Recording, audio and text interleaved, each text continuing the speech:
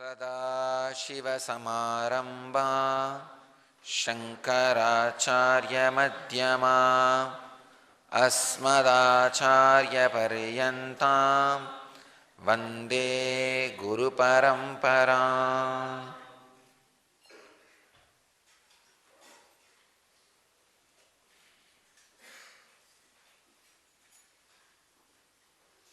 I welcome you all with my love and respects.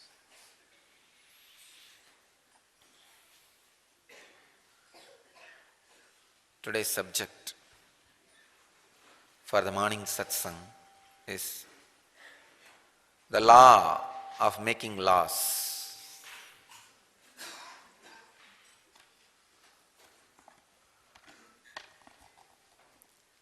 Let's understand why laws are made.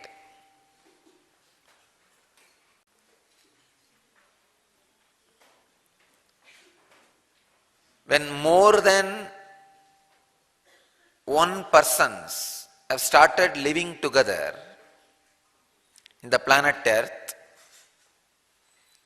and the logic of what you can have, why not me have, has started happening in human body, the system of law got created. Please understand.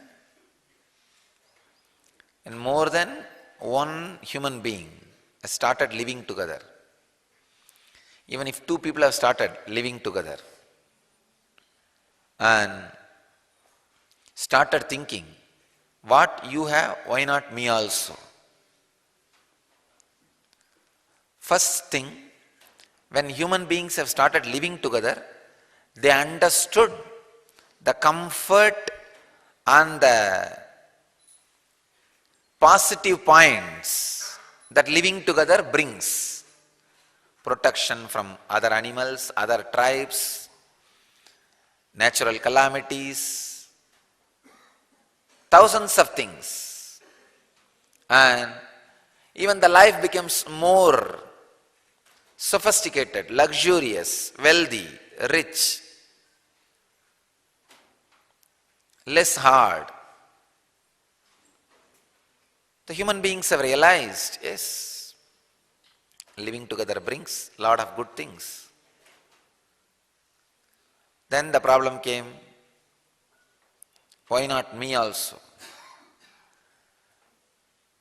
To come to an understanding, the system of law is created. This is the basic root. Why laws are required? Then so many things started evolving around it. Responsibility of a person, duty of a person, and freedom given to a person, powers given to a person, and restrictions on that person, punishment for breaking the responsibility or restriction or misusing the powers, all that started evolving. Basically, human beings, when they started living together, the understanding they created amongst each other to live happily, safely, has evolved as laws.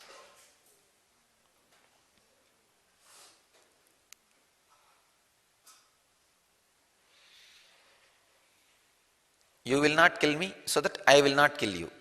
Let both of us live. This is the law. First, it is an understanding, then it is evolved as a law. In the sutra, Patanjali is trying to reveal one of the greatest secret, how the laws are created, evolved, and reached its purpose, or reaches the fulfillment of its purpose. Let's enter into the sutra.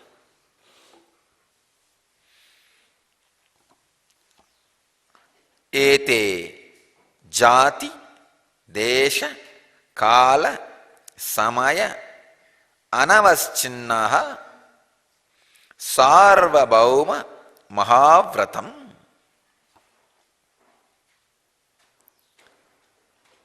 This is the 82nd sutra in Patanjali Yoga Sutras, and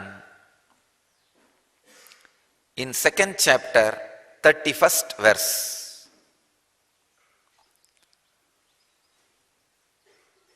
this one sutra puts my understanding about Patanjali beyond comprehension. Because Patanjali is represented always as a person who taught you how to stretch your body or blow your nose, do some kriya and have enlightenment. No. He is something far beyond. He is not just a spiritual figure. He has brought that spiritual understanding into the social life. This one sutra is enough to give the base for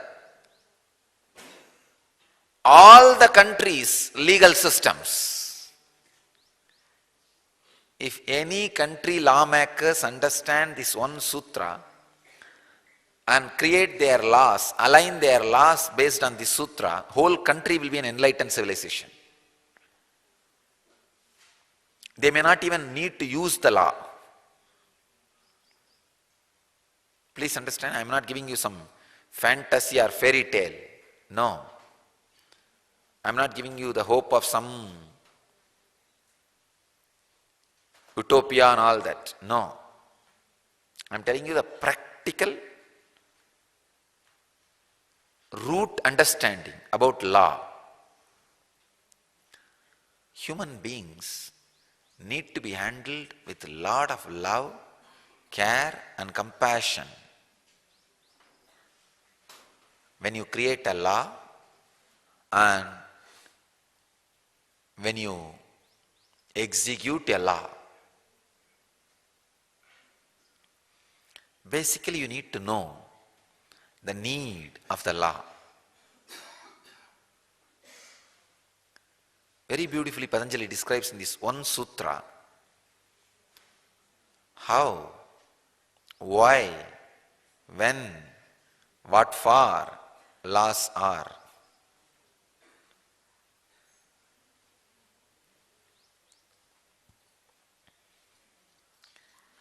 Swami Vivekananda translates this sutra as these unbroken by time, place, purpose and caste rules are universal great vows. Swami Prabhavananda translates as these forms of abstention are basic rules of conduct. They must be practiced without any reservations as to time, place, purpose or caste rules. Swami Sachidananda translates as these great vows are universal, not limited by class, place, time or circumstances. Before giving my own translation, I wanted to dive deep into every part of the sutra. A simple literal translation is these great vows, the vows which he explained in last sutras, ahimsa, satya, asteya, aparigraha, brahmacharya. 5. He says they are universal, not conditioned, restricted, limited, irrespective of birth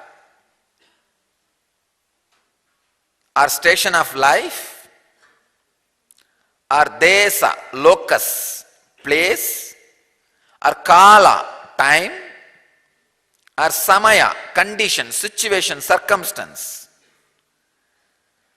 All these things does not matter. Beyond all these things of desha, kala, samaya.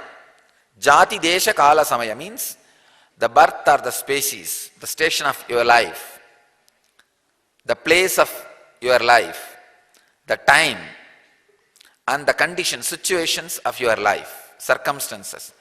Beyond all these things, these 5 vows are universal. It's a simple basic translation. In this one sutra, Patanjali reveals some of the major conditionings of human beings. See, all your conditionings can be reduced just to this 4. Jati, Desha, Kala, Samaya. Jati means birth. In which family you are born. More than in which family you are born, in which family you are brought up.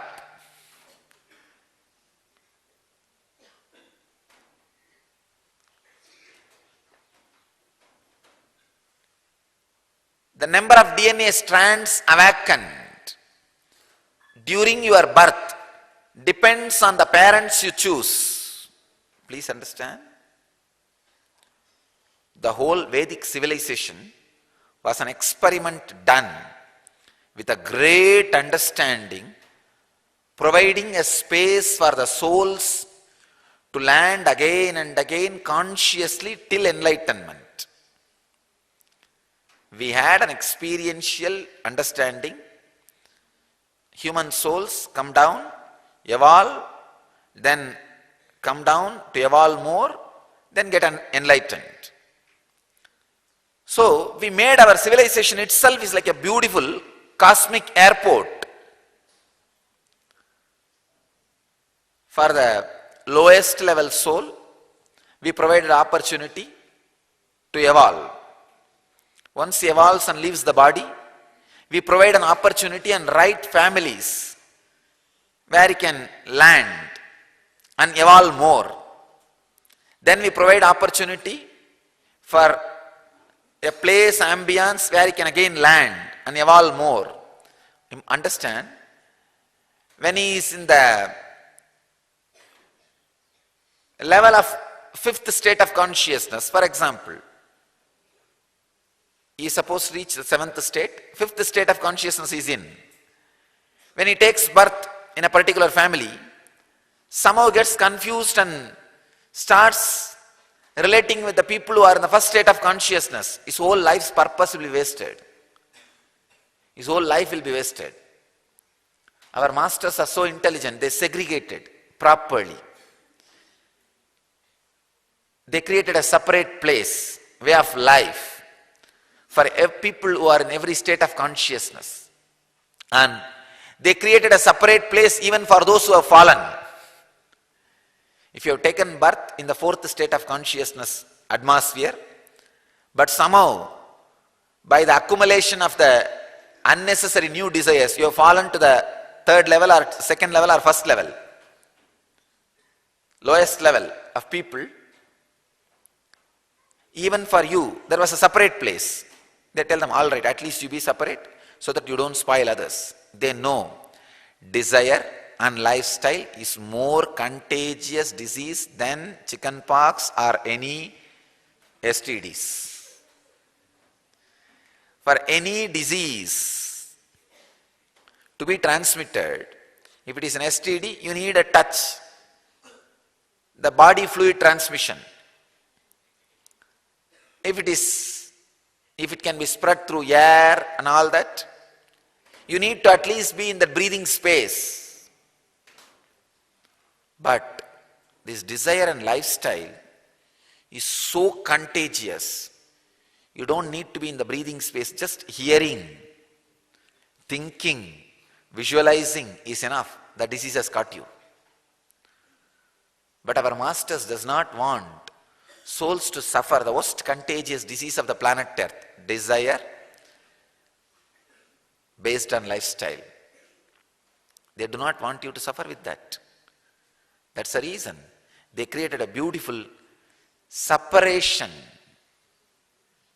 for a different group and mental setup of people to exist in a different way. I tell you,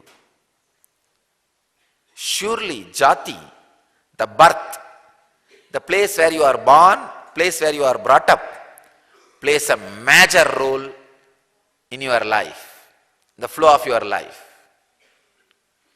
Modern day psychologists are saying, you finish learning 90% of the things which you learn in your life by the age of 7. After 7, everything is only addition or little deletion, nothing else. But the core is already formed.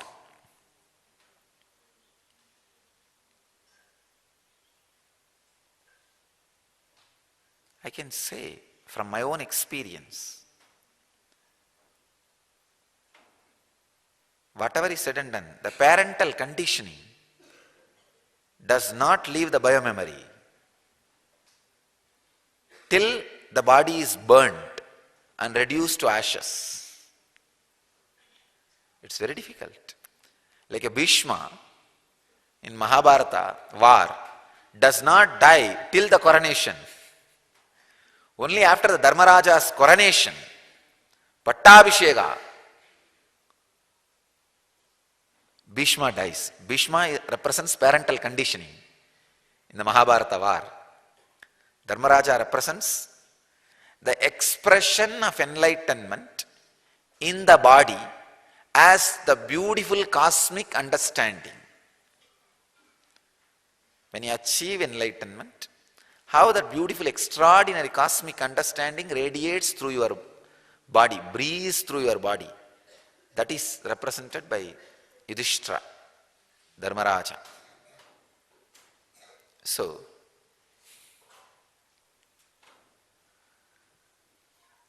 only after the enlightenment, parental conditioning dies, not before that. Jati is one reason of conditioning. So there are some laws which need to be created based on your birth and the place where you are brought up, the ideas with which you are brought up. Because I tell you, there are hundreds of things I can't even understand. One example, when my father passed away, after that I went to US for a trip.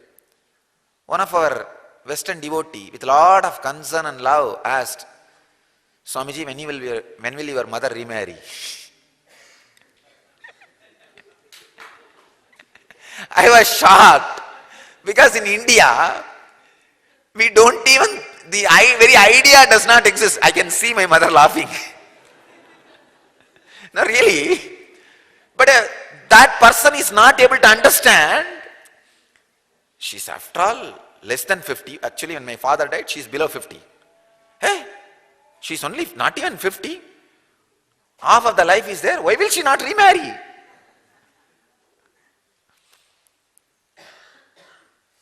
Just this is what is the jati, the place where you are born and brought up.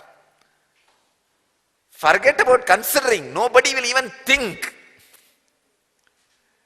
At least from the place where I was born and brought up. And I know hundreds of widows, even at the age of 30, if an husband dies, after 30, they don't remarry. I know from the family where I was born and brought up, there are. Even if the woman is 30, whole life, she will live alone. Ramakrishna says, if he is given one more opportunity to take one more birth, he says, I should be born and get married in a very young age. Before even I see my husband, he should die. I should live as a young widow. Because in the Hindu tradition, the Indian community, the young widow is protected and kept respected, and nobody tries to intrude in her life. He says, I should have a small place where I am growing my own food, and whole day I should be thinking, remembering, living with Krishna. Krishna as my husband, and I should live in that ecstasy. That is my fantasy, Ramakrishna says. Now this idea says very clearly, if you are a young widow, the very idea of getting remarried does not exist. Even if you are a young widow. He says very beautifully. And not only that, even the The village jamindars or the womanizers don't put their eyes on the young widows. They put their eyes on the prostitutes, dancers and other people. Young widows, they keep distance. No. Because that becomes a lifestyle. The place where you are born and brought up plays a major role in the laws created around you, for you, necessary for you. Laws created around you, laws created for you, laws which are necessary for you. That plays a major role.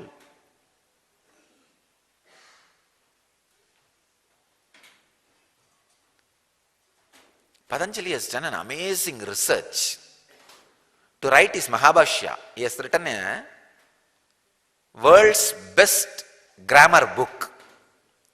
I can say not only best, largest grammar book. He has written a book on grammar, how to create grammar for all languages. Please understand, the Patanjali's Mahabhashya on Panini Sutras is not just grammar of Sanskrit. No. If you study that book, you will know how to create grammar for any language. You can just create a language. If you study Patanjali's Yoga Sutras, you can create a religion. If you study Patanjali's Mahabhashya, you can create a language. If you study Patanjali's works on Ayurveda, you can just create a health order in the world.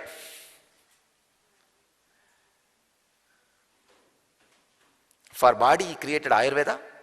For words, he created Mahabhashya. For mind, he created Yoga Sutra. That Mahabhashya, I wanted you to understand so that you will understand the depth of this sutra. In that time, when there was no transportation facilities or communication facilities, he studies 300 different dialects of Sanskrit. Sanskrit was spoken in 300 different ways all over the India when Patanjali was writing Sanskrit grammar, when he was defining and creating grammar book for Sanskrit. Still, I am not able to comprehend how he did it. For each word, there are 300 different understanding. Patanjali, I don't know how he managed, studies all 300 communities and how that word is used in all 300 communities, compiles, unites, connects, bring them all to a common acceptable understanding and presents it. If any of you have read Mahabhashya, only then you will appreciate his grandeur and understanding.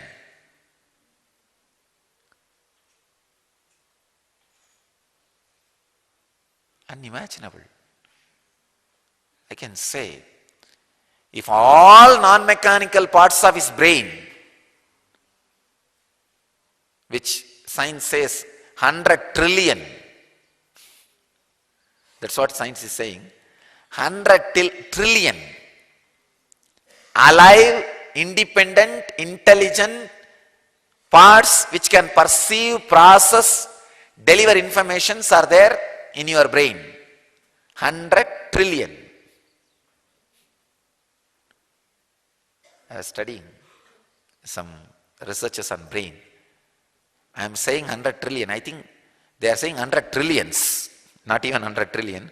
Hundreds of trillions, that's what I mean. I think they said.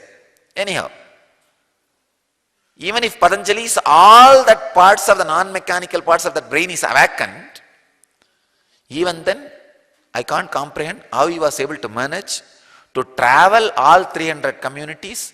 And another one thing, if you want to study in one community how the Sanskrit is used, you need to stay with that community at least 10 years. And I don't know how he was able to manage staying in all 300 communities, or whether he called one person from all 300 communities and studied together. Even then, he need to grasp from each person about each idea and word. Impossible, forget about it. How he grasped, and another one funny thing, not only grasped, he brought them all to a common consensus, a common acceptable understanding. Then he delivers his Mahabhashya. I tell you, I personally feel, after reading this sutra, he did not gather people from all 300 communities. He personally went. That is the reason he is able to understand how the laws are created, because this one sutra describes clearly how, why, when, what for laws needs to be evolved. The jati, birth, is one of the important conditioning for the laws to be evolved. Then comes desha, means the place, locus, place where you live. In some country, not taking bath should be a crime. In some country, taking bath too many times should be crime. In some countries, doing the same in different time is crime. When there is a water shortage, you can't water the lawn. When there is enough water, if you don't maintain the lawn, it is crime. Just desha, the place, is another important conditioning. Understand? If you understand these basic things, you will be liberated by the laws, from the laws. Liberated from the laws is one thing. Liberated by the laws is another one thing. If you are liberated by the very law, you are free forever. If you are liberated from the law,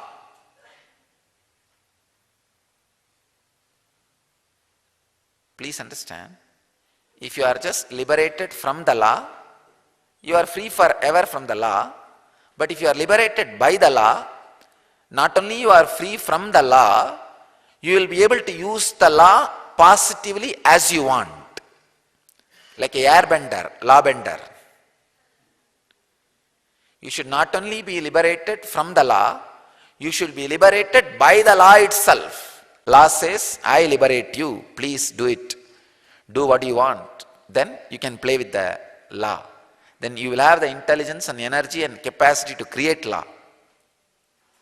Here, understanding about the deeper secrets of law of the cosmos, which naturally leads to understanding of the law of the country. Desha, based on the place, the conditionings which you accumulate, is the one more reason for laws. I can give you hundreds of examples. In some countries, driving in the right is right. In some countries, driving in the left is right. Based on the desha. Then comes kala. Even in the same desha, based on the time, laws differ. Understandings differ. Time is another one important conditioning. Samaya, condition, situation, occasion. This is another one important conditioning. Circumstance. These conditionings, condition, kala, desha, samaya. Jati, kala, desha, samaya. These four are the major conditionings with which you suffer. Understand, each law which tortures you, take that and analyze with these four. Jati, desha, kala, samaya. You will be liberated by that law, from that law. For your own life, whichever community you are in a spiritual community or outside world or anywhere, analyzing based on jati, desha, kala, samaya, you will at least know, oh, in these areas there is no law. It is just bullying. In these areas there is law. We need to abide. So liberation from law and liberated by the law, both happens when you understand these four conditionings and how the law applies to these four conditionings. Patanjali says, these five vratas, ahimsa, satya, asteya, aparigraha, brahmacharya, means the non-violence, truth, non-greed and non-stealing and living like God. These five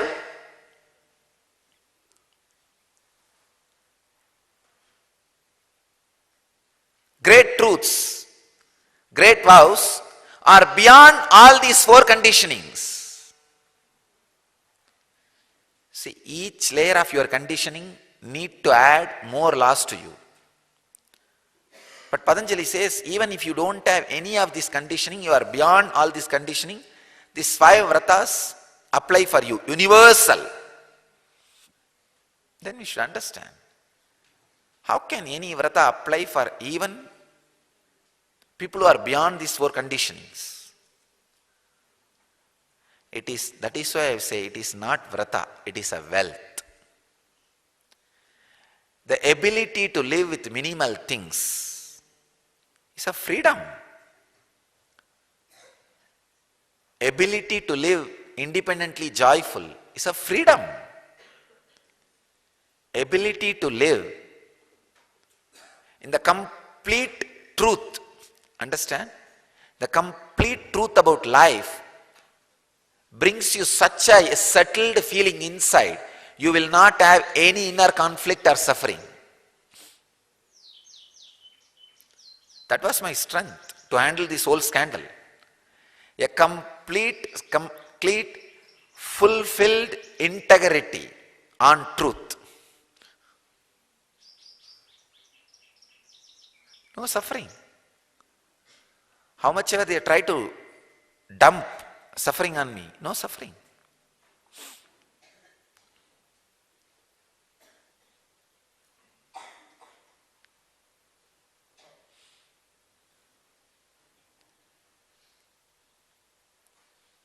And non-stealing means non-desires to others' wealth. Not trying to take over some temple or ashrams of some Swami when he is in trouble. Or trying to create trouble so that he can grab. Never had the problem of trying to grab others' property. It's a big wealth. It's a big freedom. You don't need to sneak in secretly into their ashrams or temples and brainwash their devotees. Non-stealing is a wealth. Living like God, independently ecstatic, is a wealth. So understand,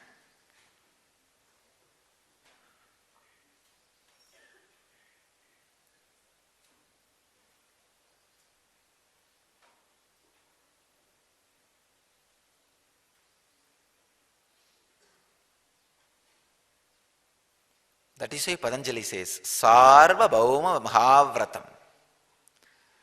Universally, these principles exist beyond the four conditionings. Which jati you are born? What is your parental conditioning? What is your country? What is the time? What is the situation? No problem. These five has to be lived. Means not as a law. This will be lived only if you understand these five are wealth to you. Not as just law forced on you. To realize this five is wealth to you, you need to be awakened consciously. You need to be enlightened. That is what Patanjali means. All these 5, yama, is not a law. If you have that one understanding, whole thing will tumble down. No. Then you are in the same rut. Not a law. It is the law and energy which enforces the law. Both are called yama. So go to the source of law, from where it comes. You will experience the energy which enforces the law. Whenever you go to the source of law, you are liberated from the law, by the law.